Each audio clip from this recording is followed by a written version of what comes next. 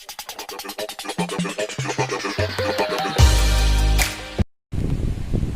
Everyone, welcome to Morgan classes.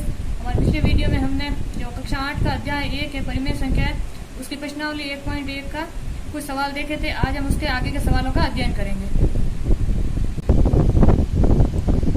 पिछले video में हमने 6 प्रश्नों को हल कर लिया था। आज हम 7वां प्रश्न देखेंगे। तो 7वां प्रश्न है कि बताइए कौन से गुणधर्म या गुण की सहायता से आप 1/3 गुणा कोष्टक 6 गुणा 4/3 कोष्टक को कोष्टक 1/3 गुणा 6 कोष्टक गुणा 4/3 के रूप में अभिकलन करते हैं। तो इसका हम हल देखते हैं। तो हमें दे रखा है 1/3 गुणा ब्रैकेट के अंदर है 6 गुणा 4/3 और दूसरी संख्या में दे रखी है 1/3 गुणा 6, ये ब्रैकेट में और इसके बाहर है जो गुणा में 4/3 है। अब इसको हल करके देखते हैं। तो इसका हल आता है, जैसे पहले हम ब्रैकेट को सॉल्व करते हैं तो 1/3 को ऐसा कैसा रखा और 6 गुणा 4/3 को अगर यहाँ पे 6 है तो इसके बट्टे में 1 मान सकते हैं। तो अंश का गुणा और हर का गुणा करते हैं तो 6 गुणा 4 हो जाएगा हमारे पास 24 और बटे का 3 और बराबर में ये आ गया हमारे पास 6 गुणा 6/3 और गुणा आ गया 4/3। अब हम इसको हल करते हैं तो ये आ गया हमारे पास 24 का गुणा करेंगे 1 के साथ तो 24 और 3 गुणा 3 आ गया हमारे पास 9। वैसे अगर इसको गुणा करें 6 चौक 24 और 3 गुणा 3 9, यानी कि दोनों तरफ की संख्या हमारे पास क्या आ रही है बराबर। तो एक हमने गुणधर्म देखा था a गुणा ब्रैकेट के अंदर b गुणा c और इसके बराबर में होता है ब्रैकेट के अंदर a गुणा b और इसके बाहर होता है गुणे में c। तो ये गुणधर्म हमने पढ़ा था सहचर्य का गुणधर्म, या फिर इसका दूसरा नाम क्या है सहचारिता का गुणधर्म। तो इसको हम किस गुणधर्म की सहायता से अभिकलन करते हैं तो इसका हम उत्तर देंगे कि सहचर्य या सहचारिता के गुणधर्म के रूप में अभिकलन करते हैं। और यही हमारा क्या हो गया, फाइनल आंसर हो गया। आगे हमें 8वां क्वेश्चन दे रखा है। हमें सवाल दे रखा है क्या -1 सही 1/8 का गुणात्मक प्रतिलोम जो है 8/9 है। अगर ये है तो क्यों है और अगर नहीं है तो क्यों नहीं है। तो इसका हल हम देखते हैं। तो हल के अंदर हमें देखिए -1 सही 1/8 का हमें क्या करना है, गुणात्मक प्रतिलोम ज्ञात करना है। तो ये तो एक मिश्र भिन्न है। तो सबसे पहले हम इसको क्या करेंगे, साधारण भिन्न के अंदर परिवर्तित करते। तो साधारण भिन्न में परिवर्तित करने के लिए क्या करेंगे, इस 8 का गुणा करेंगे 1 के साथ। कितना हो गया, 8 गुणा 1 तो 8 ही होता है और उसके अंदर हमने 1 जोड़ा तो ये हो गया 9 और चिन्ह किसका है, माइनस का। तो ये हमारे पास आ गया माइनस का 9/8। और अगर हम इसका गुणात्मक प्रतिलोम लेंगे, यानी कि ये जो संख्या है हमारे पास -9/8, इसका गुणात्मक प्रतिलोम क्या हो गया हमारे पास। और गुणात्मक प्रतिलोम हमने पहले भी बताया था कि गुणात्मक प्रतिलोम का मतलब होता है जो संख्या है उसको उल्टा कर दो, यानी कि इसका तो हो जाएगा 8/-9। लेकिन हमने सवाल के अंदर क्या दे रखा है, प्लस का 8/9। तो ये इसका गुणात्मक प्रतिलोम होगा या नहीं होगा, तो नहीं होगा, यानी कि ये गुणात्मक प्रतिलोम नहीं है। और वैसे भी हमने ये देखा था कि गुणात्मक प्रतिलोम का मतलब क्या होता है कि दो ऐसी संख्या है जिनको गुणा करने से 1 आता है। तो अगर हम जो ये -9/8 है इसका अगर गुणा करेंगे 8/9 के साथ तो हमारे पास जो है वो -1 आएगा, न कि +1। तो फिर ये क्या हो गया, गुणात्मक प्रतिलोम नहीं है।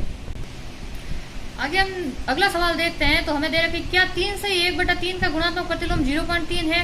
ये है तो क्यों है और नहीं है तो क्यों नहीं है। तो वैसे देखा जाए तो ये सवाल बिल्कुल जो है 8वें सवाल की तरह है। तो इसको क्या कर सकते हैं, आप खुद भी कर सकते हैं, लेकिन अगर ये दशमलव में दे रखा है इसलिए मैं आपको इसको सॉल्व करके बताती हूँ। तो हमें इसमें क्या दे रखा है हल के अंदर, तो हम इसका हल करते हैं। तो देखो ये भी मिश्र भिन्न दे रखी है 3 से 1/3। तो इसको क्या करेंगे, साधारण भिन्न में। तो साधारण भिन्न में करने के लिए 3 का गुणा 3 के साथ तो 9 में 1 जोड़ा तो 10/3। और इसका अगर हम प्रतिलोम लेंगे या व्युत्क्रम लेंगे तो इसका प्रतिलोम क्या हो जाएगा हमारे पास, इसको उल्टा कर दो यानी कि 3/10। और हमें क्या दे रखा है 0.3, यानी कि 3/10। अगर 10 का भाग हम 3 के अंदर देंगे तो 0.3 आएगा। अब हम देख लेते हैं कि ये इसका प्रतिलोम है या नहीं है। यानी कि जो ये 10/3 है इसको हम इसके व्युत्क्रम यानी कि 3/10 के साथ गुणा करते हैं। तो 10 से 10 कटा, 3 से 3, यानी कि हमारे पास लास्ट आंसर क्या आया 1। और यही जो है 3/10 हमारे पास 0.3 है। तो ये क्या है, गुणात्मक प्रतिलोम है।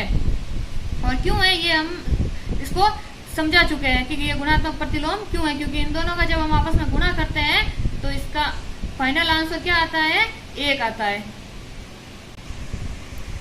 आगे देखिए हमें 10वां सवाल जो है इसके अंदर 3 सवाल दे रखे हैं। तो ऐसी परिमेय संख्या जिसका कोई भी व्युत्क्रम नहीं होता है।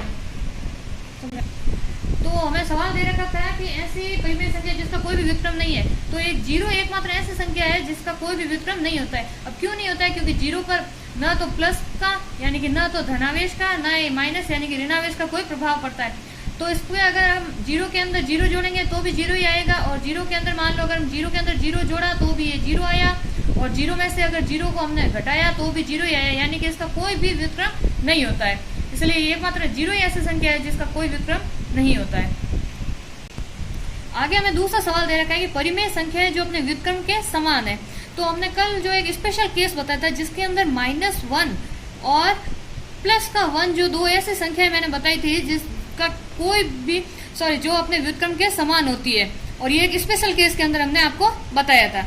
अब देखो तीसरा सवाल हमें दे रखा है परिमेय संख्या जो अपने ऋणात्मक के समान है।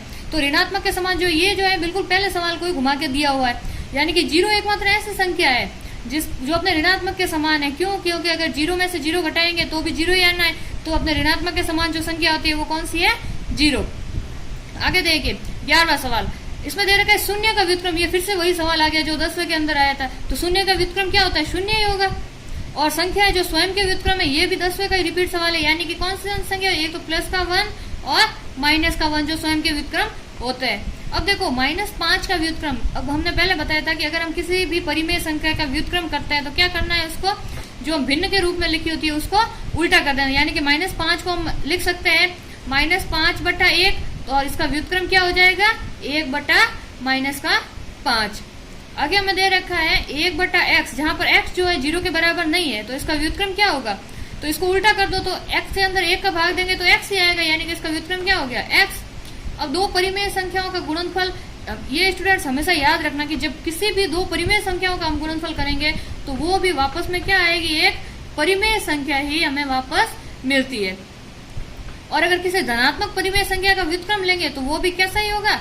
धनात्मक ही होगा। क्यों धनात्मक होगा? अगर मान लो हमने यहाँ लिया 1/2 जिसके अंदर कोई भी माइनस चिन्ह नहीं है, वो प्लस का ही है, तो अगर हम उसको उल्टा करेंगे तो आएगा 2/1, यानी कि वो भी कैसा हो गया?